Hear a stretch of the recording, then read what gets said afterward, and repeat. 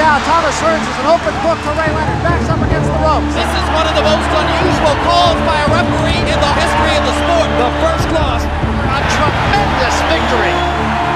Leonard fighting off the ropes. It happened. It happened. Uppercut by Douglas. Down goes Tyson. Thompson, right hand shot.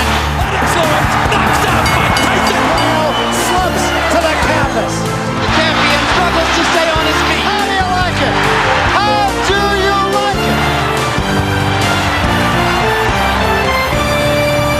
Welcome, fight fans, to another episode of BTR Boxing Podcast with me, your host Sean Bastow, shortly to be joined by Johnston Brown for another episode of Legendary Nights. As voted for by you, the listeners and the followers on Twitter, you voted in our recent welterweight poll, and the winner of that is Manny Pacquiao versus Juan Manuel Marquez, the fourth encounter. What a great fight to be talking about. But before we get into the episode, as always, go and find us on social media at BTR Boxing Pod on Twitter and BTR Boxing Podcast on Facebook. Also, subscribe to the podcast by finding us on Apple Podcasts. It's BTR Boxing Podcast. Subscribe, rate and review us. If you're not on Apple, please go on any podcasting app on Android, Stitcher, Spreaker, Spotify, Player FM, TuneIn, even our very own Podbean. Get on there, get following, get rating, get reviewing. It really helps us. So then, listeners, let's get into the episode. As voted for by you, this is the tale of Manny Pacquiao versus Juan Manuel Marquez 4.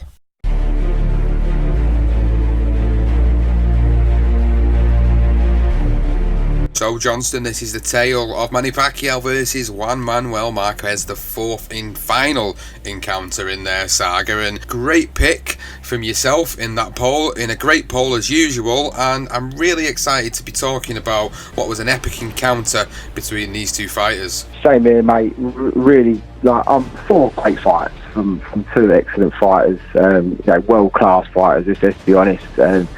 The fourth one went in there not because I felt it was the best fight, it was because it just tells the whole story from one all the way through to four. And I think that, these two guys, I think a pod like this, I think that gives it great justice, because I think that's something we need to do. And it just the first, all of them, they all had their best bits, their moments. And I'm really looking forward to breaking the fight down, and obviously their careers. And it's just a great legendary night. It really is.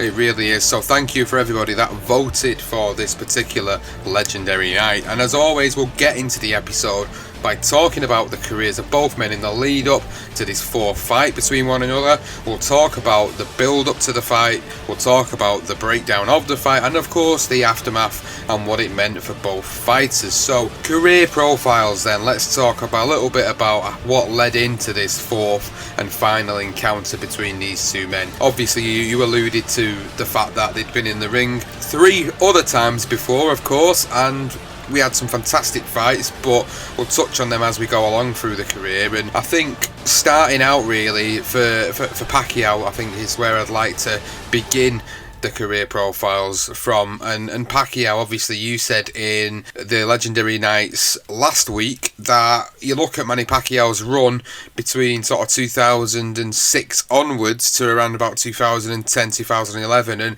it was one of the most phenomenal runs in boxing and boxing history. And obviously 3 of the 4 fights were a part of this, so we're really going to get to cover off a lot of this really with this episode, giving the story of start to finish. But obviously I think going back to that very first time these two met, it was after Manny Pacquiao had started to burst onto the scene in the early 2000s, and his breakout fight was in 2003 when he beat Marco Antonio Barrera in November of 2003. I think for me that was where we started to see Manny Pacquiao on the scene as a guy that has come up from a very minimum weight, because we all forget that this guy started out in like the flyweight division, and the way he's moved up through the divisions over the years has been phenomenal. But his breakout moment for me was the Marco Antonio Barrera fight when he stopped Barrera, and Barrera, as we know, absolute legend in his own right, stopping Barrera in 11 rounds was a massive statement for Manny Pacquiao at this point of his career, and that's what's led into the first fight between Pacquiao and Marquez. And that first fight was an absolute hell of a fight. The first round, one of the craziest rounds you've ever seen. But for me, this is where we really start to get to see Manny Pacquiao and Juan Manuel Marquez, the beginning of what was going to be an epic 4-fight series. Yeah, it really was. It really was. This first fight sort of it set the tone, didn't it? I mean, that first round, as you say, obviously Manny Pacquiao puts Juan Marquez down 3 times with that straight left hand that he loves to throw. You know, if anyone hasn't seen the fight, definitely go back and watch this first, the Marquez and Pacquiao fight, and just seeing that young, fresh Manny Pacquiao was all action. And he didn't really think about anything else but putting the pressure on and trying to get rid of a guy, as we see against in the Barrera fight, who obviously, as you say, you know, in his own right, he's an historic fighter and goes down as one of the all-time greats. But Marquez, obviously, he had a bad start. He had an awful start. And to be fair, he was pretty lucky that the referee, I think it was Cortez, wasn't it, who was refereeing the fight, didn't wave it off in that first round. And who knows what could have happened if he did do that. You know, if Pacquiao had demolished Marquez in that one round, we may never even be speaking about the 4 fights that they had. But, you know, brilliant start from Pacquiao. And obviously, he was 10-6 up. I mean, how many fights do we watch throughout the years and you see a 10-6 round? It just normally the fight's over. You don't get to mark a round for a 10-6. But obviously, credit to Marquez. Who was a great counter puncher. And one thing with Marquez that I always knew through the years from watching him and watching back after his career as well is literally just the ability of his counter punches. And it wasn't just a counter punch; it was a counter punch with combinations. His combinations and counter punching were just first class. So, you know, he came back into this fight, granted, and he pushed Pacquiao all the way to the end, to the point where it was really close to the scorecards. I mean, I felt Pacquiao edged it because of that 10-6, and one of the judges actually scored, the guy that made it a draw, actually scored it at 10-7, if I remember rightly. Therefore, if he had scored it 10-6 like he should have done, it wouldn't have been a draw. It would have been a Pacquiao win. I believe Pacquiao won it from that first round, and 3 knockdowns in the first round, but great fight, and what a great start for these two to move on to this 4-fight sequence. It certainly was. For Pacquiao, he would move on in his career, and he would then move on to fight Erik Morales in 2005, losing via a unanimous decision to Erik Morales. He would then have the return with Morales in 2006, subsequently beating Morales as well. And there was 2 great fights there with Morales. The second one where he stopped him in round number 10. Fantastic fight between the two of them. And the first fight, again, fantastic fights. These are fighters that we speak about a lot, great Mexican fighters that go down in boxing history. Morales, who would have thought that someone like Manny Pacquiao would go on to end up having trilogies of fights with 3 or 4 different fighters? Obviously, we're talking about the Marquez 4 fights. He fought Morales 3 times, he beat him a second time, and then he beat him again a third time later on in 2006. So it's absolutely crazy to think about that there's not many people in boxing that I know of that I've gone on to fight 2 or 3 different fighters at least 2 or 3 times. Manny Pacquiao is definitely one of them. Sugar Ray Robinson might be another one springing to mind, but there's not many of them. Definitely not many of them. So he goes in, beats Erik Morales, 2006. 2007 comes around, and who does he fight? None other than Marco Antonio Barrera yet again. Yeah, it just says a lot about Manny. I mean, after that first Erik Morales fight, I will credit Steve Bonsis because he was the one that picked up on this and something I was listening to before. Is the win sequence from that point, from that first loss to Erik Morales. What he did do, which Freddie Roach picked up on, is that with Morales in that first fight that Morales won, he was able to just to avoid that straight left hand, which was just it was the shot, it was the money punch.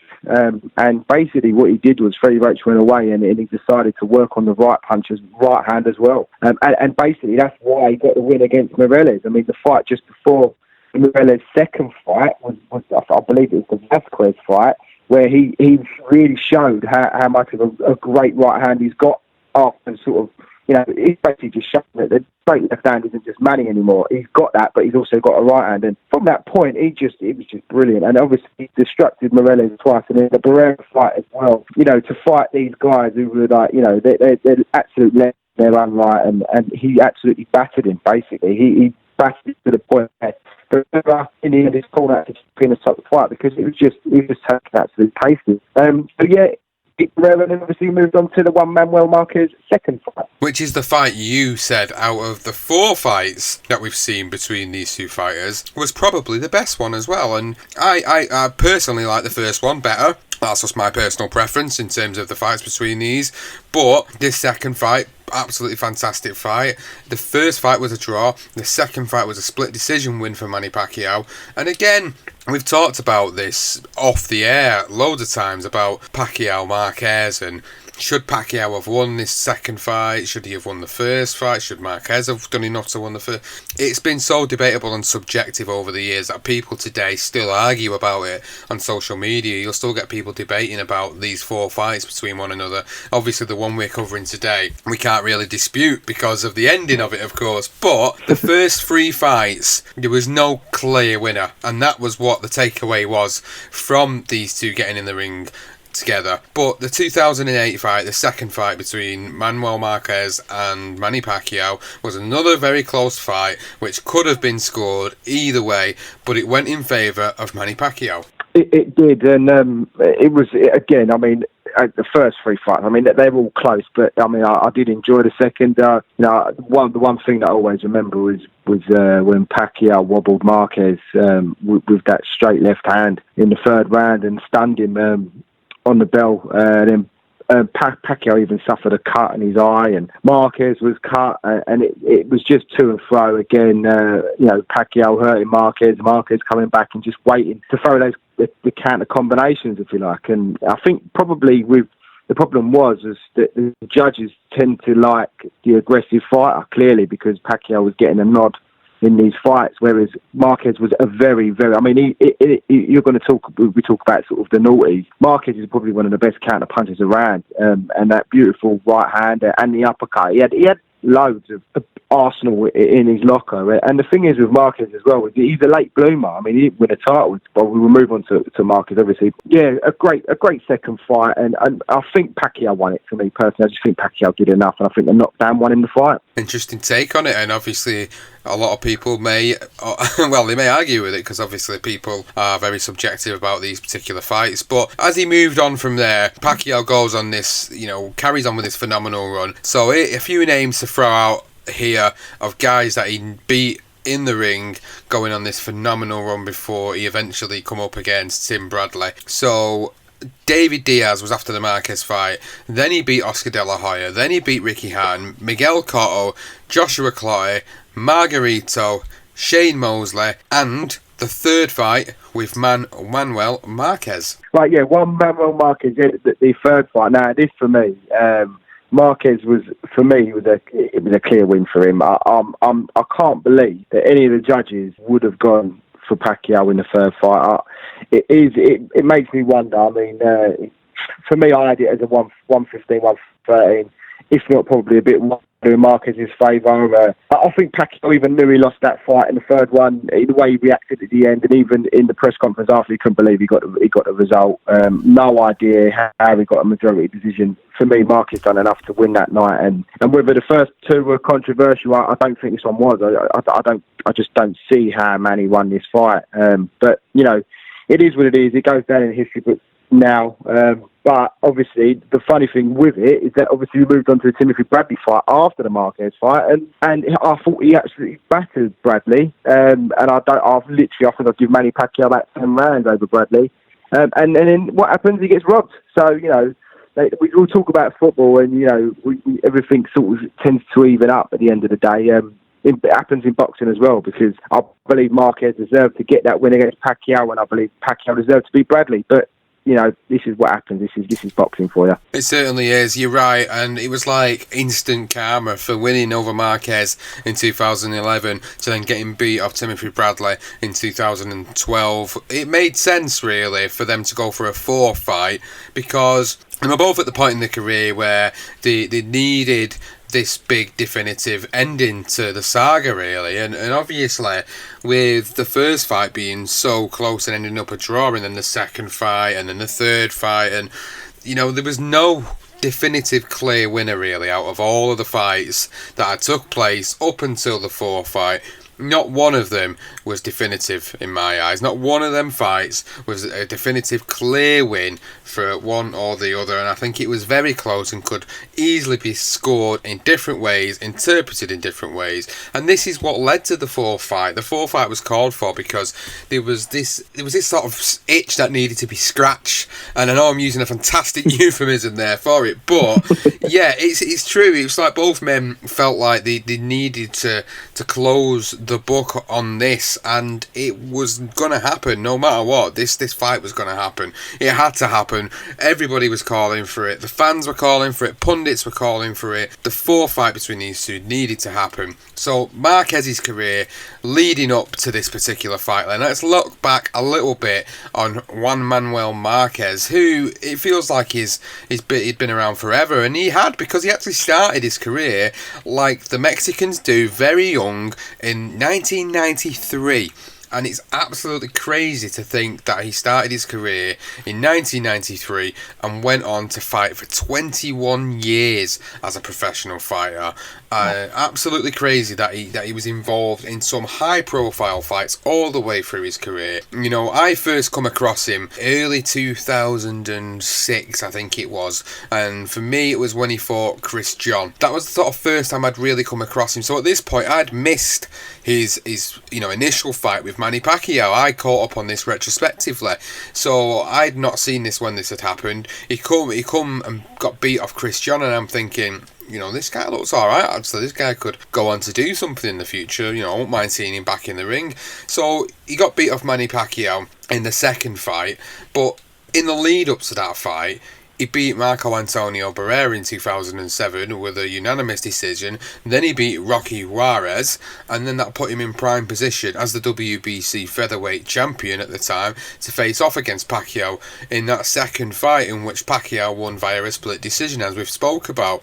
So then he comes back and he fights Jole Casamayor, beats Casamayor, beats Juan Diaz in the lightweight division to win the WBA, WBO and IBO lightweight titles. So in the space of one fight, he becomes, 3-belt champion, basically, which I thought was crazy when I seen him do that. I seen him beat Casamayor, and then I seen him beat Juan Diaz, and I was thinking, this is absolutely crazy to think that this guy has come back from this loss and just ended up going on to capture all these titles. But then next, he ended up fighting Floyd Mayweather, which was a decision I'll always find quite strange, because naturally, when you look at his weight at the time, he was always naturally a featherweight fighter. The fact that he'd moved up through the weights to get to lightweight and then jumped 2 weights to get to welterweight, you weren't really giving the guy much of a chance, to be honest with you. And ultimately, the size difference and defensive specialities of Floyd Mayweather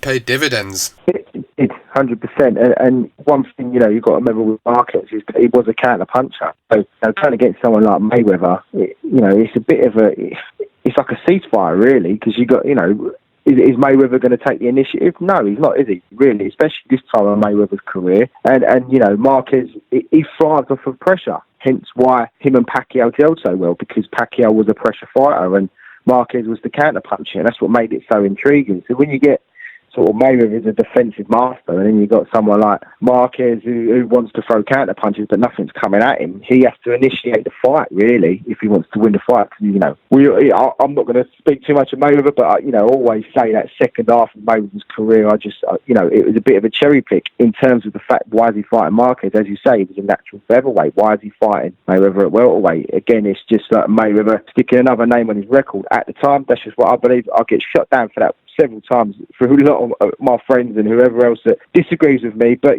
that's just how I see it. And the first half of Mayweather's career, I thought he was outstanding. I thought the second half, not so much. But that's another story. But as you mentioned, the Barrera fight with Juan Manuel Marquez. If no one's really seen Marquez, watch the Barrera fight, because it's an absolute belter. The Juan Diaz fight, the first one, is another brilliant fight, and that they all happened before the Mayweather fight. And obviously beating Jole Casamayor, who was also a very good fighter, was a good result, and it stopped him in round 11 as well. So, I was the same, Sean. I was a bit like, I didn't give him any chance, and basically it was pretty one-sided anyway. Nothing. It didn't really, if you didn't know Marquez and then you watched the Mayweather fight, you'd think, well, he ain't no good. I mean, this guy's, because he didn't look great. He was unable. He didn't look good at all, really. So he had his moments, don't get me wrong, but it was just an easy stroll for Mayweather, and it looked bad on Marquez. But thankfully he come back and then got the second fight with Diaz and won that, and then he fights Michael Kadzias, or he's pronounced his name wrong, but another banging fight. You want to watch that fight? That Michael Kadzias fight is an absolute belter, and he stops him in round 9. But some excellent fights there leading up to, obviously, before we go on to Manny Pacquiao 3. Yeah, the Juan Diaz fights were very significant for him. Obviously, great victories for him against Juan Diaz. And then the Michael Katsidis fight. Katsidis is the guy who came over here and blew away Kevin Mitchell. And then, obviously, Katsidis would then go on to end up fighting guys like Graham Earl and Tommy Coyle, and you even fought Ricky Burns. There was plenty of fantastic fights that he was involved in throughout his career. Katsidis is another good fighter to watch. He was a great knockout artist and was involved in some fantastic fights. Anyway, back to point. Katsidis, he beats him, moves on, fights Licar Ramos, beats Licar Ramos, and then we get to the third Manny Pacquiao fight, which we spoke about and touched on, and loses via a majority decision to Manny Pacquiao in the third fight. And then we goes in again, Serhel Fedchenko, and beats him for the WBO super lightweight title. So again, at this point, he'd moved up and then he'd moved down again, then he'd moved up again, and then we get to the fourth Manny Pacquiao fight and he's back up at welterweight yet again. Now obviously his welterweight campaign for Marquez wasn't the greatest. I don't think it was his strongest weight that he was in, because you look back on his record and you think it was a bit hit and miss and a bit inconsistent. I think his best days were probably at lightweight, if I'm being honest. And I think if these guys would have stayed in the sort of lower weight categories, I think we probably would have seen maybe a different outcome and a different result in some of these fights. I mean, they both ended up naturally moving up together throughout the weights and ended up fighting each other throughout the weights. I mean, the first time they did fight each other was back in 2004, which was for the featherweight title. So this is in the featherweight division back in 2004. Let's move on to the second fight and look when they fought again. When they fought again, it was for the super featherweight title, so it was a weight category up. And then the 2011 fight was all the way up in the welterweight division. They never actually fought each other at lightweight or super lightweight, which was a bit crazy really, because you would have thought the lightweight or super lightweight divisions were where, for me, both of them was probably at the absolute physical peak prime conditions, and that's kind of where I saw them both at. I mean, people may argue this point because of what both men kind of went on to do retrospectively in their careers, but I never got to see that opportunity for these two guys to fight in them divisions, and I don't know how much difference 7 pounds up or down would have made between the lightweight and super lightweight divisions, but I would have loved to have seen him go there at a more natural weight, because I don't feel Marquez was naturally a welterweight, and I think the inconsistency shown when he did step up to fight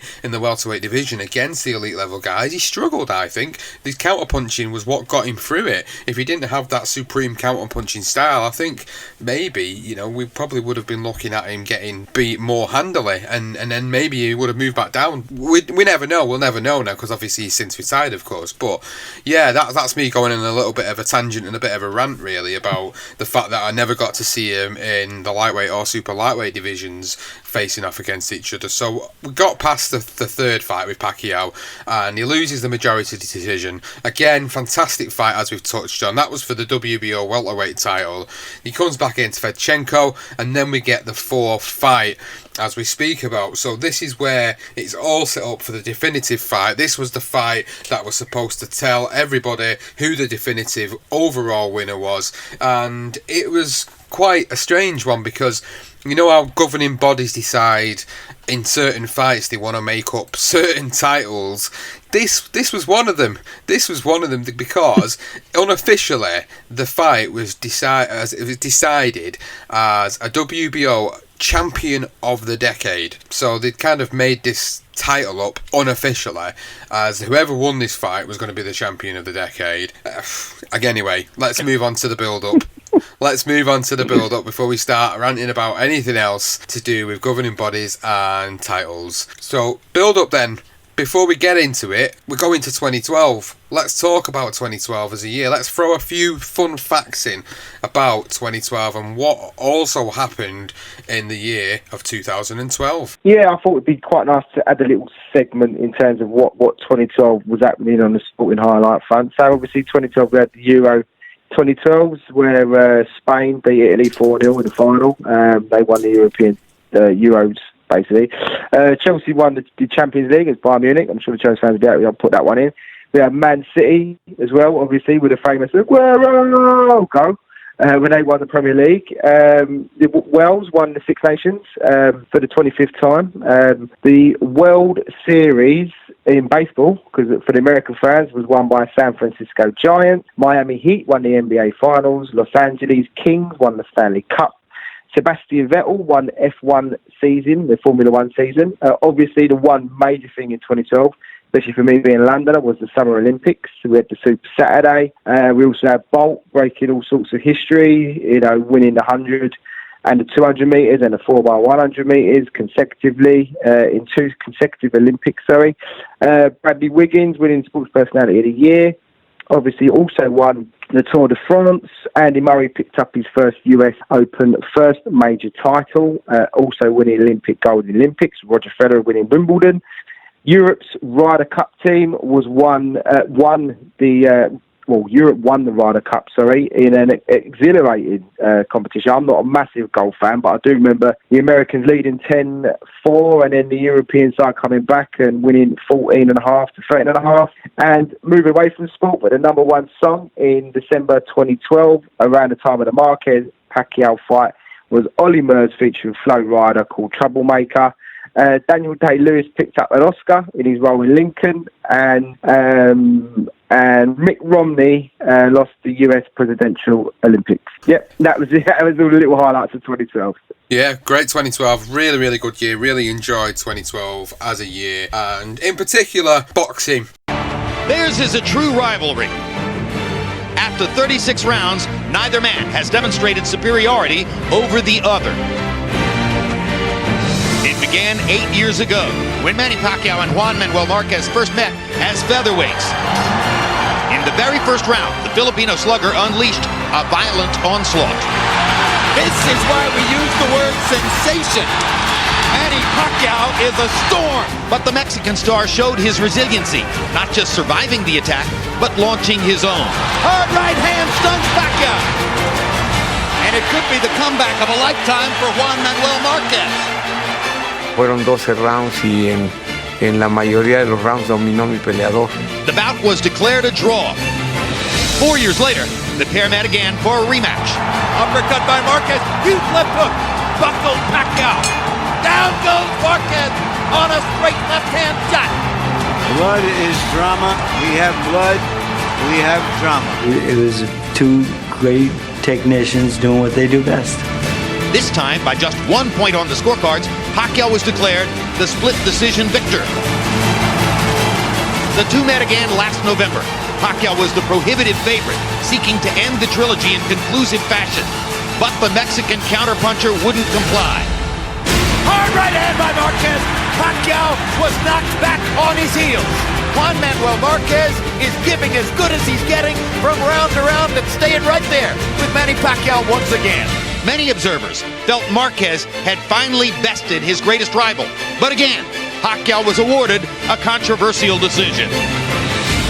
Now, a fourth meeting between these in-ring equals, each searching for the elusive stamp of inarguable dominance. Después de 3 peleas que hemos hecho un gran trabajo, para aspirar al triunfo, y los jueces no lo han visto así, yo creo que lo importante es noquear. We need to stop him claiming that he won the fight. We need to knock him out. After 3 fights, doubt still persists. Who is the better man? Will this seemingly simple question finally be answered? Pacquiao Marquez 4 is next. we're going back to the fight then. Let's talk about the build-up for this particular fight and discuss what this was going down as. HBO, as always, 24/7 documentary.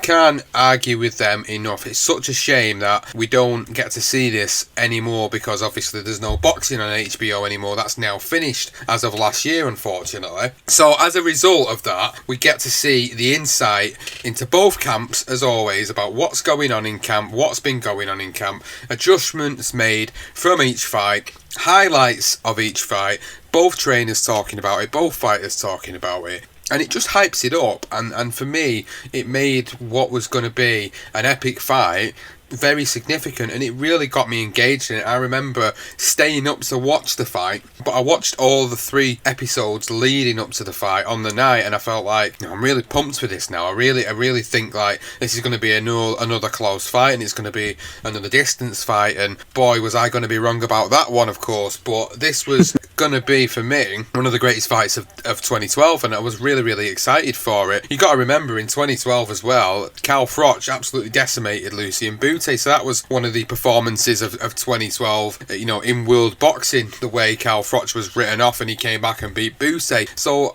you know, that was the only other fight that had really got me, you know, really excited. This had got me just as excited as that. And obviously, this was a big money fight for both men as well. Pacquiao was guaranteed $26 million for this fight, and Marquez only $6 million. Pacquiao at the time was the bigger draw. Well, let's be honest about that. He was the bigger draw. He'd had the better resume. He'd done more things than Juan Manuel Marquez, accomplishments-wise, in his career at this point. So obviously, he was the one that was going to get the lion's share of the purse. Now, as I alluded to a little bit earlier on, the WBO decided that they were going to give the winner of this fight a Champion of the Decade Championship belt. So whoever was going to win this fight was going to get that one-off special little belt that they decided to make just specifically for this particular fight. The fight itself, it generated over $10 million in revenue from the sale of 15,403 tickets. So, you know, it was near enough a sellout. And there was no tickets that were unsold, and there was 908 complimentary tickets given away. So, you know, it was a big money making fight, basically. It was going to be great for both men. It was going to be great for the fans. In terms of box office, you know, we all moan about what we have to pay for box office here in the UK, but you guys in the USA, you absolutely get your pants pulled down big time, because this fight in 2012 was $59.95 on pay-per-view, and it actually generated a 1.15 million buy rate as well. So, you know, we all complain about it. If I remember rightly, for us in the UK, this was actually on, I don't know if it was on Box Nation. If it wasn't, I might have even just streamed it somewhere. I can't remember. It was 7 years ago. But I do remember staying up till God knows what time it was to actually watch it. I think it was 3 or 4 in the morning. But yeah, the build-up itself was really a little bit of animosity between them, to be honest. Because, you know, Marquez had felt like he was robbed in a couple of fights, and he had good reason to think that, as we've spoke about earlier on, talking about their careers. There was good reason to think that maybe he was a little bit hard done to in some of the fights, and fans and pundits had their own version of how the 3 fights went down originally. But Pacquiao, as sort of humble as he is, doesn't really like to get involved too much in the trash talking.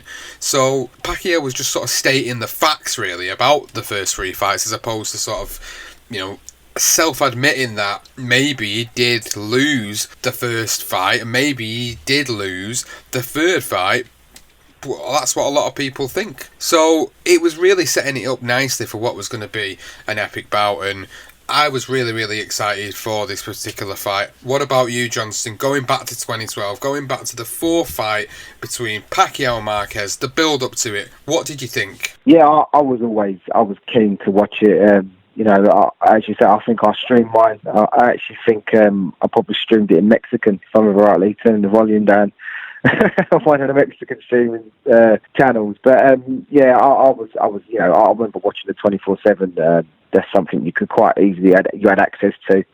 I mean, the one thing I do remember as well with Juan Manuel Marquez, obviously, he's getting on a bit. You know, he's sort of in the mid-30s, late 30s, isn't he? So he was trying to adjust his training regime, and the one thing that always stuck out for me was the fact that he actually started to drink his own piss. And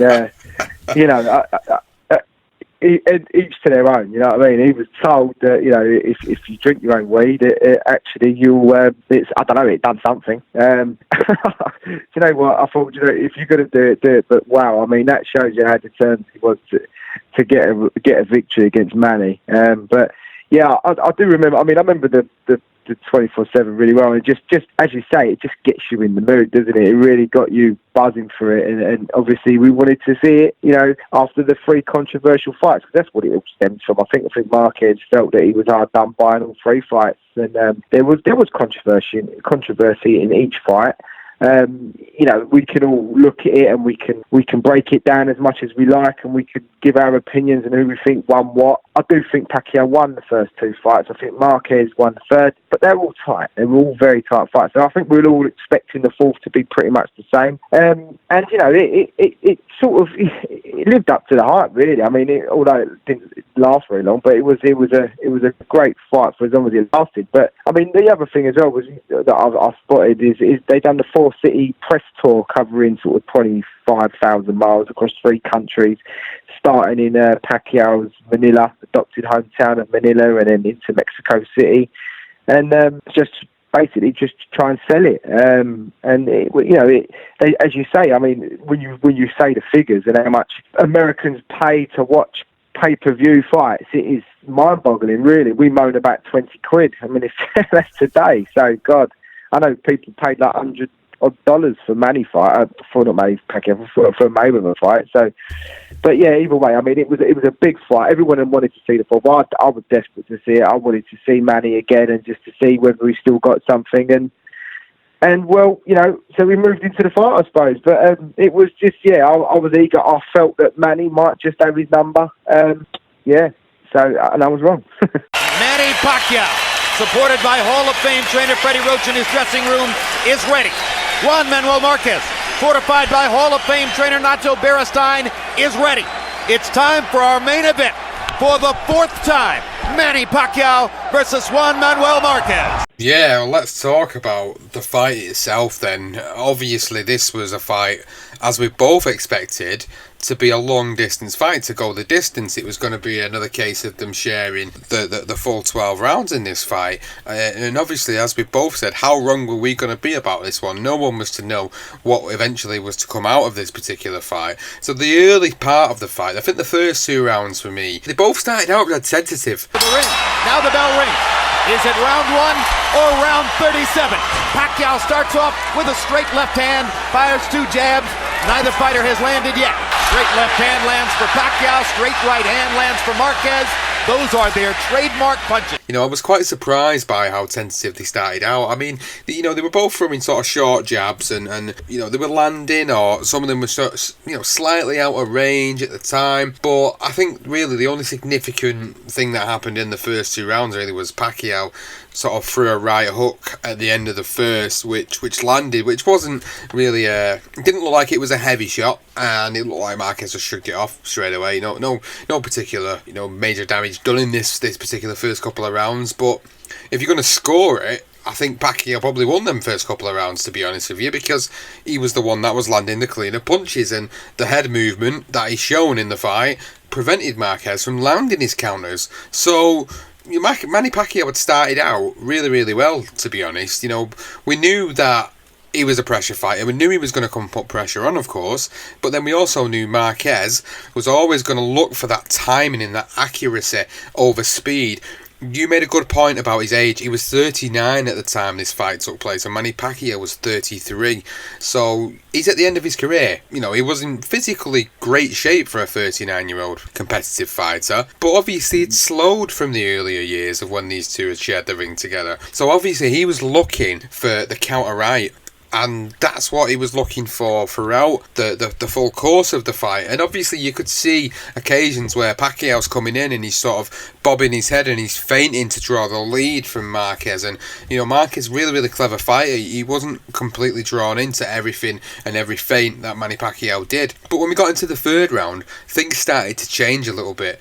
Marquez landed several left hooks to the body from range, and he's trying to slow Pacquiao down, and it paid off. Another body shot by Marquez. That'll be the way to go if Pacquiao keeps all this movement up. Gotta find a way to slow it down. Hard right hand by Marquez, and for the first time in 4 fights, Manny Pacquiao has been knocked out. That's the first time in 39 rounds that Juan Manuel Marquez has been able to put Manny Pacquiao down, and he did it with his signature right hand over the top. And that's the punch, the looping punch I told you that the weightlifter would definitely benefit. And he stunned Pacquiao with that right hand as well.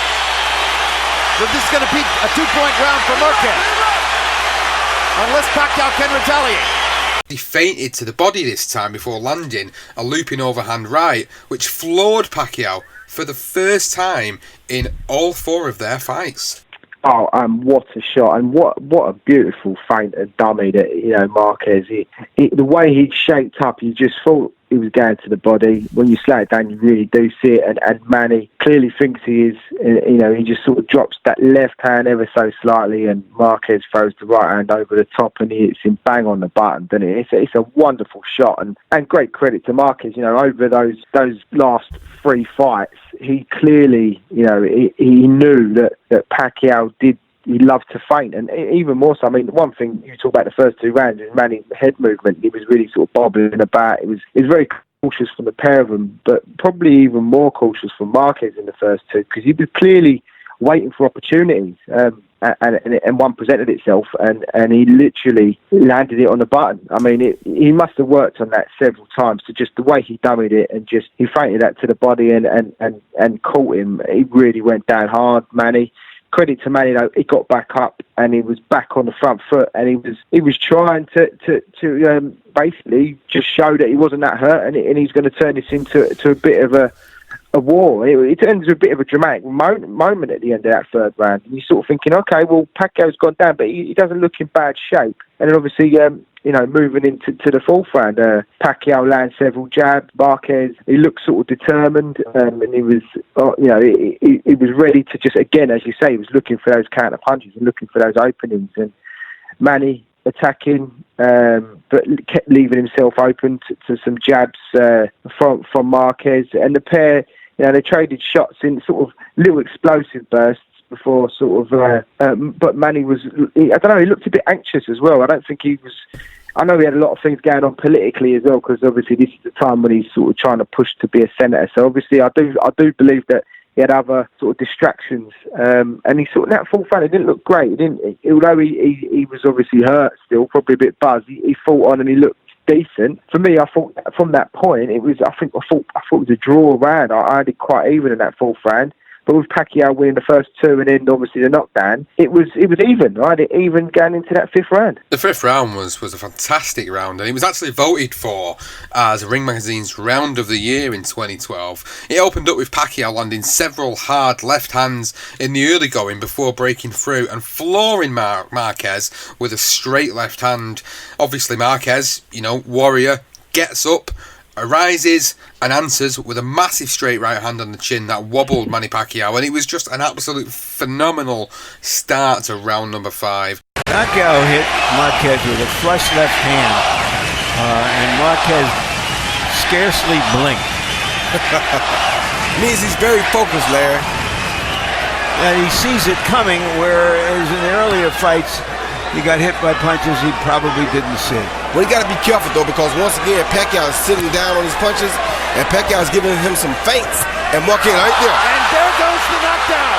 Manny Pacquiao evens up the knockdown count as he puts Marquez on the canvas, or at least forces him to touch his glove to the canvas to score the knockdown in round 5. Now let's see if Marquez tries to retaliate down the stretch of this round.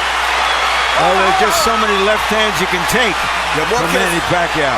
Marquez wasn't respecting the feints, and that's how Pacquiao caught it. Oh! Huge right hand by Marquez. Pacquiao was able to stand up. This may be the best fight yet.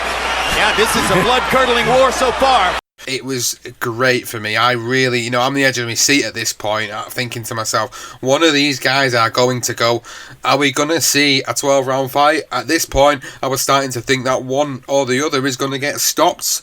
And that 5th round, is one of the, again, I talk about greatest rounds in boxing. This has definitely got to go up, at least in the sort of top 30 great rounds in boxing. It wasn't voted Ring Magazine's Round of the Year for nothing, put it that way. If you're watching back on this particular fight, that 5th round, in terms of how excited you can get about a round, this was one that keeps you on the edge of your seat thinking to yourself, who's going to go? Who is going to go?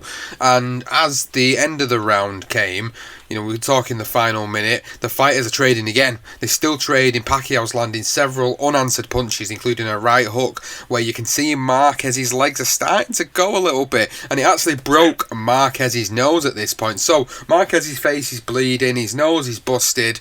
Marquez is starting to retreat for the remainder of the round, and the referee, Kenny Bayless, is taking a little bit of a closer look at Marquez at this point, because although it's a very, very close fight yet again, Marquez's face looks a little bit of a mess because of that broken nose.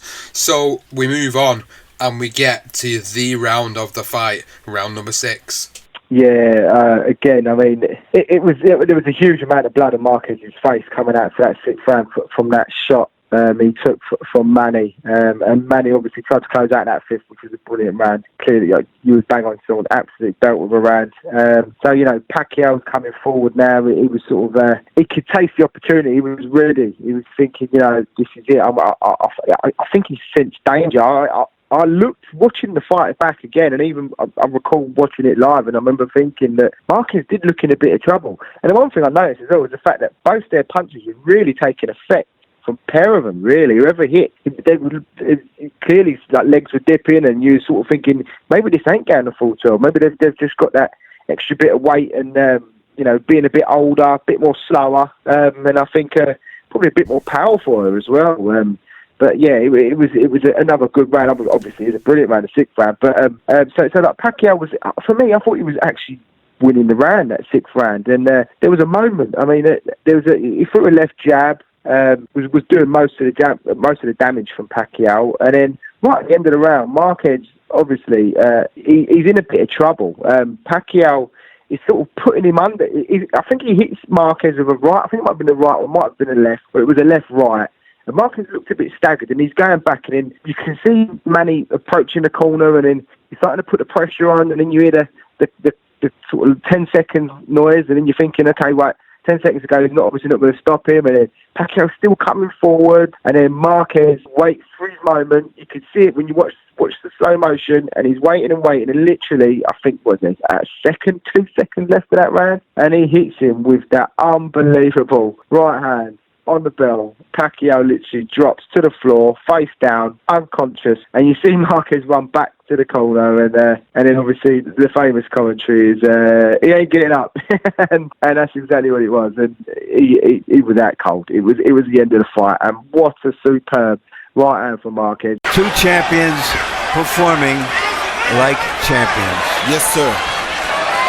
See those movements right there? That's what's causing Marquez the most trouble. Because when Pacquiao does that, Marquez doesn't really realize how close Pacquiao has gotten to him. Marquez was off balance again. Now gets his feet back and tries to roar back to nail Pacquiao with the right hand. Oh! That's another knockdown. He's not getting up, Jim. Will he get up? He's not getting up, Jim. He's not getting up. No, he's been knocked out. A sensational right hand knockout by a bloodied Juan Manuel Marquez. And that is the keystone moment of his career. Manny Pacquiao is still face down. And it may mean a 5th fight between Marquez and Pacquiao.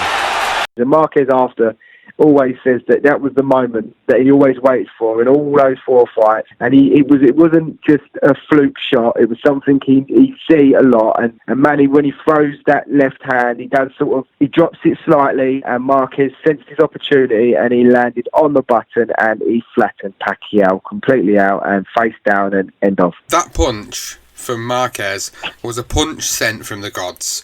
He timed it, and it was so accurate that Manny Pacquiao could not do a single thing about it. And it was a mistake that Pacquiao had made. He'd come forward, and you could see earlier on in the rounds as the fight was progressing that he was landing that counter right a few times. I think you see in round 4 and round 5, you could see he was landing that. So he'd obviously been working on that. But you'd think, Pacquiao wouldn't make the same mistakes, getting tagged with it constantly. But you're probably thinking as well at the same time that Pacquiao's feeling like the pressure that he's putting on Marquez, he can walk through what Marquez had, because we remember, they've both fought each other 3 times before this, so they both know what each other are capable of. However, all it takes is one perfectly timed punch to knock any man out, and this was one of them punches. The way Marquez ducked under the second jab of Manny Pacquiao, unloaded that right hand right on the bell, straight into Pacquiao's mouth. Pacquiao's head snaps back, face first on the floor, as you say, and Roy Jones Jr. uttering them fantastic commentary words. It was just an initial reaction, and I love when you get initial reactions like that are just non-biased and to script. This was off script. This was, he's not getting up, Jim. He's not getting up, Jim. He's not getting up, Jim. Jim Lampley goes, no, he's been knocked out. And then that's kind of like, wow, you kind of sat there in disbelief, thinking to yourself, you cannot believe what you've just saw. You didn't think you were going to see it. None of us thought we were going to see this. But Marquez is running around the ring like a headless chicken, because this was like a defining moment for him. No matter what we say about Marquez and his career, this was his defining moment in his career for me. Forget about them world titles, although they're fantastic honours, and he's very, proud of winning all them world titles. I can guarantee this is probably the defining moment in his career, and if you ask the guy the question, I can guarantee he'd sit there and say, yeah, when I knocked Pacquiao out clean, that was the greatest moment of my career. Forget the titles, knocking Pacquiao clean was for me was probably the defining moment of Manuel Marquez's career, and I really, really enjoyed the fight. I was shocked that Pacquiao lost. I didn't have any bias towards any of the fighters, so I wasn't really too fussed if any of the fighters won. I wasn't fussed if Pacquiao won, and I wasn't fussed if Marquez won. I just wanted to see a good, clean, skillful fight, and that's what we got, and I really, really enjoyed it. And it's just absolutely crazy to think that Marquez had all this, I wouldn't say animosity towards Pacquiao, I'd say frustration about the results that he'd received in the past fighting Pacquiao, and he felt like he'd won at least 2 of them fights that they'd been involved in, and for him to go and put a statement like that in against Pacquiao was absolutely fantastic. And obviously we get to the post-fight interviews, and the commentators on HBO are starting to suggest that maybe Pacquiao should retire to focus on his congressional career, but Pacquiao, dismissive of that in his post-fight interview, was talking about the fact that if they want a 5th fight, they'll go for a 5th fight. And, I think it was very, very close to actually happening at one point. And just imagine what we would have got if we would have got a 5th fight between these two, man. That just would have been immense. And unfortunately, it never happened. It never happened. As we move into the aftermath of this particular fight, we never got to see that 5th fight. I think people still called for it all the way up until Marquez decided to retire, and Marquez's career finished after beating Manny Pacquiao. He lost to Tim Bradley Jr. the next year in a challenge for the WBO welterweight title in a very close fight, which he lost on split decision as well.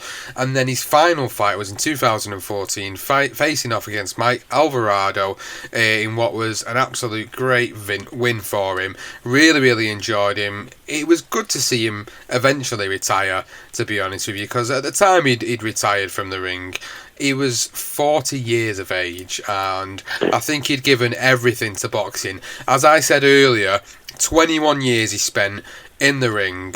He'd fought what was it, something ridiculous like 65 or 64 fights and 40 knockouts on his record. You know, the guy had been and won titles down in the featherweight division, he'd won titles in the welterweight division, he'd won titles in the lightweight division. You know, this guy had achieved a lot for a Mexican fighter, and again, he's regarded as one of the greatest Mexican fighters. You know, if you're doing like a top 10 of Mexican fighters, Marquez is in there. It's subjective as to where you'd put him, but he's definitely in that top 10 of greatest Mexican fighters of all time, and one of the greatest defensive Mexican fighters of all time, I might add, as well. Oh, absolutely. I think in the era as a whole, in terms of his counter punching and the way he can throw them combinations, it's hard to sort of say anyone's better than him in the noughties, especially. I thought he was outstanding at it, and it was unfortunate. I mean, the funny thing is sort of looking back on his career, there was an opportunity when he could have fought Prince Naseem Hamed at featherweight. When Hamed had the WBO title, he actually became a mandatory challenger for Naz's title. Obviously, Naz went down a different route and fought Barrera instead. Obviously, we now know how that happened, but that would have been an interesting fight. Obviously, Marquez, for me, I think he was a late bloomer. I think Naz probably would have got rid of him because just Naz being he was so unorthodox, and he wouldn't have been able to see the shots coming. And watching the Pacquiao fights, that was the reason why he was put down so many times, because he didn't see the shots coming, especially that left hand straight down the pipe, basically. So, I mean, that's interesting. And obviously you had Barrera and we had Morales. And the rumour has it is that they weren't interested in fighting Marquez. So, you know, there were opportunities for him and he was avoided. He was ducked. You know, people today, if it was as it is today in social media, people would say that Marquez is being ducked, and that was basically how it was. And that's why it took him so long, and he had to sort of fight on as late as he did to get these opportunities. And for me, I mean, he's had the last 3 fights of his career. Obviously, the Pacquiao knockout was a brilliant fight. I remember the Timothy Bradley fight as well. That was definitely on Box Nation, because I remember watching that, and especially that last round as well. I remember Bradley going toe-to-toe with him. He deliberately didn't want to go toe-to-toe with Marquez, because after watching what he did to Pacquiao. And then he did in the last round, and in the end, in the exchange, Bradley actually caught Marquez, and he sort of went back on wobbly legs, and you see him smile, because he was that sort of guy. He loved the war. He had that Mexican blood in him, and he just wants to just have a toe-to-toe with you. And as I say, his style was a counter-puncher. And he was one of the best. And the last fight, the Alvarado fight, was an absolute belter. I mean, I watched that again the other night. I forget how good of a fight that is. That is one of his best fights, and it's like he knew it was his last fight of his career, and he decided to have a tear up, and that was another cracking fight. But yeah, a fantastic fight, and one of the top Mexicans. He really is. He will be obviously put behind Morales and Barrera, but I do believe, like, when you read certain information, that, you know, I do believe them two may have even just avoided him a little bit. Not disrespecting their legacy, but that's how good he was. But you look at Pacquiao's career, and Pacquiao's still going. Even today, he recently beat Keith Thurman, which was, you know, again, crazy talk, really, when you would have thought about that a couple of years ago. So after losing to Juan Manuel Marquez, he came back and he went on a little run before bumping into Floyd Mayweather Jr., which we'll speak about briefly in a minute. So he beats Brandon Rios, he beats Timothy Bradley, gets the revenge over Bradley, beats Chris Algieri, and then we get the super fight, the fight that we've all been looking forward to, the fight that happened 5 years too late, and everybody was excited for this. We was all genuinely really looking forward to seeing what would happen between these two fighters, Manny Pacquiao, Floyd Mayweather. Everybody was hyped for it. I stayed up till God knows what time it was when this fight started again to watch the fight here, and it only turned out to be an absolute stinkfest. One of the most underwhelming and overhyped fights of all time, in my opinion, given what we ended up getting. You choose how you decide to interpret that fight, but it felt very much like Floyd Mayweather was on his toes all the way through the fight, and he was landing combinations. Yes, he was getting through, but it wasn't really an exciting fight whatsoever. It felt like Mayweather was just kind of using lateral movement constantly to avoid anything Pacquiao had, and yeah, he won the fight on the cards, but it wasn't the greatest of performances, to be honest with you. Nobody really enjoyed watching that. He got a lot of criticism, and even in today's age, people are still talking about them fighting yet again, which again, it was 5 years too late 4 years ago. It's going to be 9 years too late if they decide to go at it again this year or next year. So Pacquiao moves on after that. He decides to come back and he beats Tim Bradley again and beats him for the WBO International Welterweight title, beats Jesse Vargas, loses in a controversial decision to Jeff Horn over in Australia, and then comes back and beats Lucas Matisse, and then this year Adrian Broner, and then most recently Keith Thurman on the 20th of July 2019 for the WBA Super World Welterweight title. The 40-year-old going in there against the 30-year-old, the 10-year difference. Thurman supposed to be one of the elite fighters of the division, and Pacquiao beats him, and it looks like we're going to get at least another year out of him. Yeah, Manny Pacquiao is the only man going in the legendary nights. We've done a few now. I don't think we'll have many legendary nights where a guy that's on a legendary night is still fighting, is still active. I mean, that's impressive, really, considering how far back his career span, and he's still beating some of the best guys around. I mean, touching on that Mayweather fight, very, very.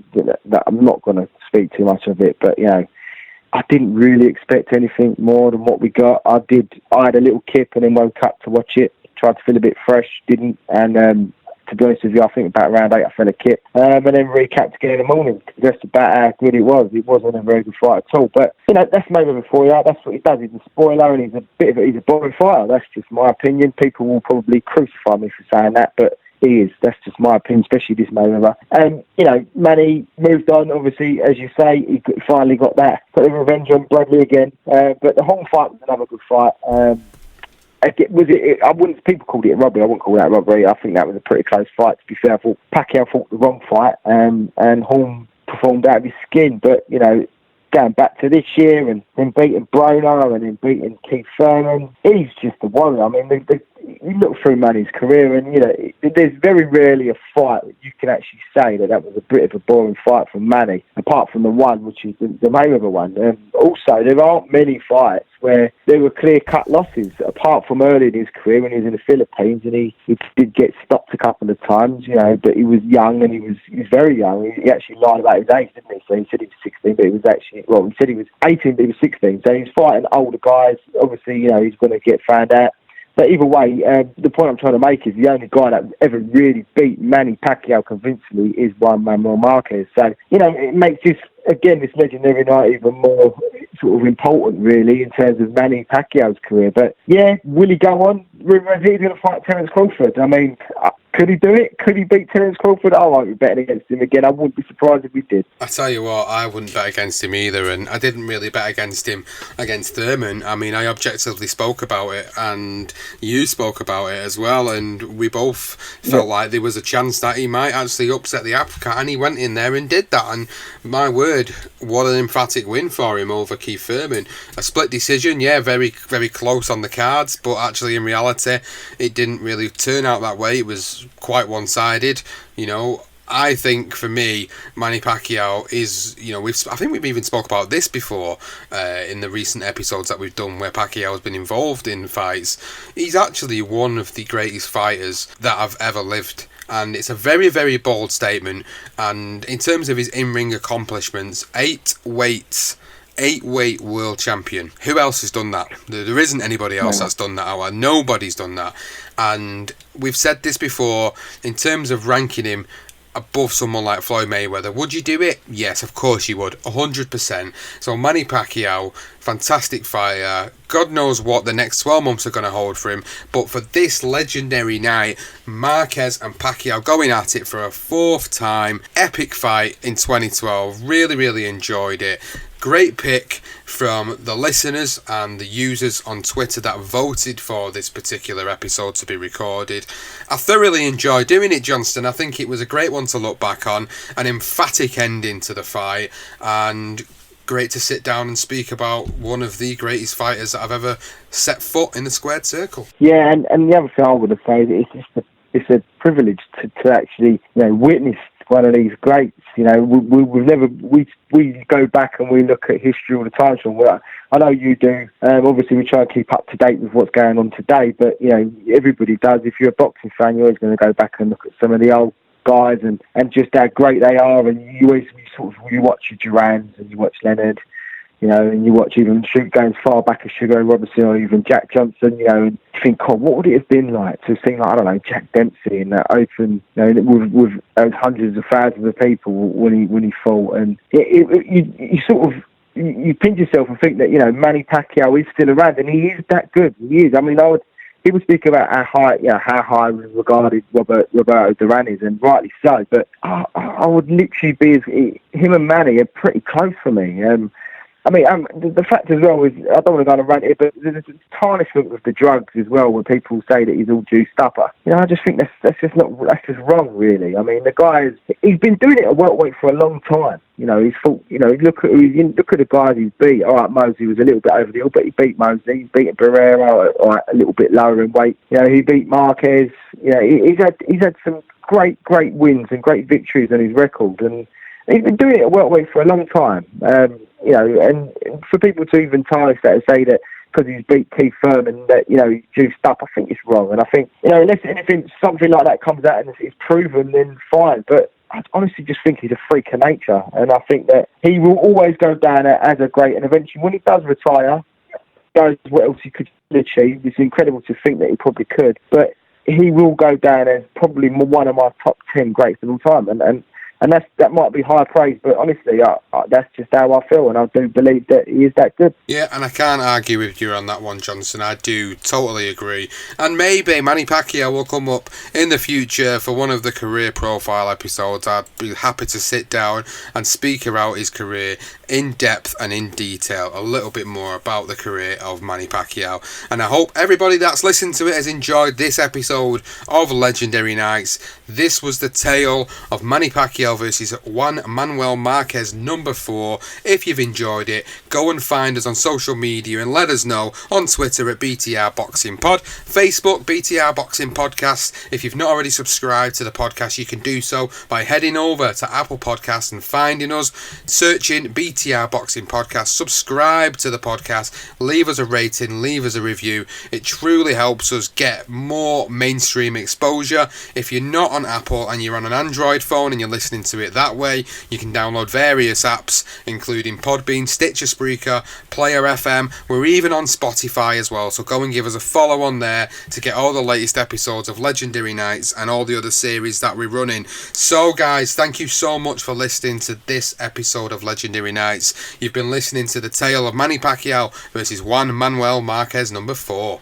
And right now, Thomas Hearns is an open book for Ray Leonard. Backs up against the ropes. This is one of the most unusual calls by a referee in the history of the sport. The first loss. A tremendous victory.